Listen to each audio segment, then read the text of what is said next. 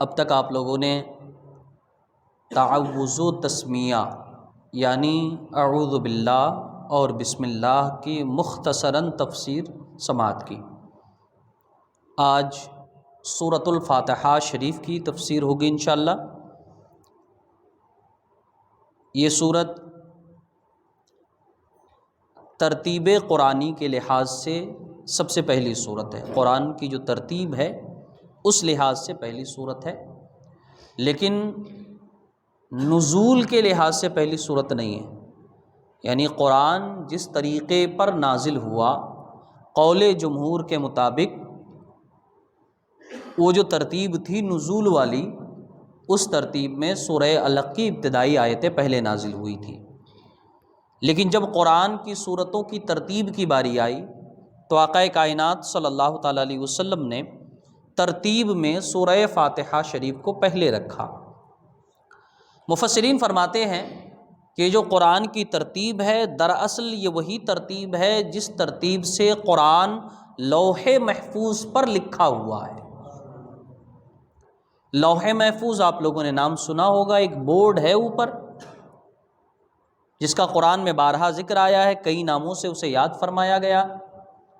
تو اس بورڈ پر اولین و آخرین کی ساری چیزیں لکھی ہیں، میری آپ کی ہم سب کی تقدیروں کی چھوٹی چھوٹی باتیں بھی لکھی ہیں، اور قرآن کریم بھی وہاں مرقوم ہے۔ تو قرآن کریم اسی ترتیب سے لوح محفوظ پر لکھا ہوا ہے۔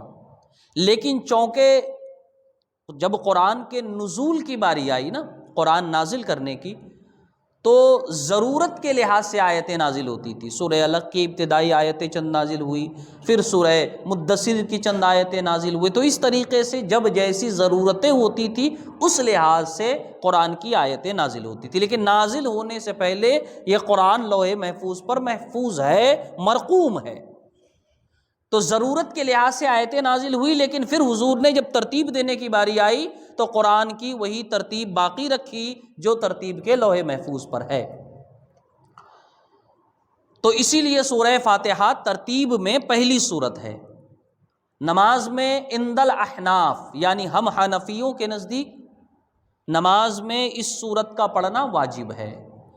سنتوں میں، واجبات میں، نوافل میں، فرض کی پہلی 2 رکعتوں میں، یا یوں کہیں کہ فرض کی 2 رکعتوں میں، 4 رکعت یا 3 رکعت والے فرضوں میں سورہ فاتحہ کا پڑھنا ہمارے یہاں واجب ہے۔ باقی کسی سورت کا نماز میں پڑھنا واجب نہیں ہے، یاد رکھیے گا، فقط سورہ فاتحہ کا۔ یہاں رک کر ایک بات عرض کروں، بہت سے لوگ یہ سمجھتے ہیں کہ وتر کی تیسری رکعت میں سورہ اخلاص پڑھنا ضروری ہے، غلط ہے، بلکہ متعین کرنا مکروہ ہے۔ سورہ فاتحہ کے علاوہ کسی بھی سورت کو اگر آپ کسی نماز کی کسی رکعت کے لیے متعین کرتے ہیں تو فقہا فرماتے ہیں یہ مکروہ ہے۔ بدل بدل کر سورتیں پڑھنی چاہیے تاکہ تمام سورتوں کی برکتیں آپ کو مل سکے، تمام سورتوں کی الگ الگ فضیلتیں ہیں، ان فضیلتوں کے آپ مستحق ہو پائیں۔ تو سورہ فاتحہ ترتیب کے لحاظ سے پہلی سورت ہے۔ اس کے نام کے بارے میں بات کریں تو مفسرین نے، محدثین نے، علماء نے اس سورت کے جتنے نام لکھے ہیں قرآن میں شاید کسی سورت کے اتنے نام نہیں آئے۔ سورہ فاتحہ ام الکتاب، ام الکتاب کا مطلب لفظی ترجمہ کریں گے تو قرآن کی ماں، اب آپ سمجھ سکتے ہیں اس کو۔ باقی سورتیں ہیں، سورہ یاسین قرآن کا دل ہے، اور بھی بہت ساری چیزیں ہیں۔ سورہ فاتحہ کا نام کیا ہے؟ قرآن کی ماں، قرآن کی اصل۔ میں نے اس سے پہلے بتایا تھا کہ احادیث میں آیا ہے کہ پورے قرآن کا حاصل جو ہے وہ سورہ فاتحہ میں موجود ہے۔ عبداللہ ابن عباس رضی اللہ تعالیٰ عنہ فرماتے ہیں۔ تو اس سورت کا نام ام الکتاب بھی ہے، سورۃ الشفاء بھی ہے۔ اس کے علاوہ اور بھی بہت سارے نام ہیں، اور یہ قاعدہ ہے کہ کسی بھی شے کا زیادہ نام اس کی زیادہ فضیلتوں پہ دلالت کرتا ہے، کیونکہ نام جو ہوتے ہیں وہ صفاتی ہوتے ہیں، ہر صفت کے لحاظ سے الگ الگ نام۔ جیسے سورہ فاتحہ کو سورۃ الشفاء بھی کہتے ہیں، شفا کی سورت۔ اور بہت سی حدیثوں میں آیا ہے کہ سورہ فاتحہ پڑھ کے دم کرائیں تو بہت سے امراض، بہت سی پریشانیاں، بہت سے زہر اور بہت ساری چیزوں سے نجات مل جایا کرتی ہے۔ تو کثرت اسماء کثرت فضائل پر دلالت کرتے ہیں۔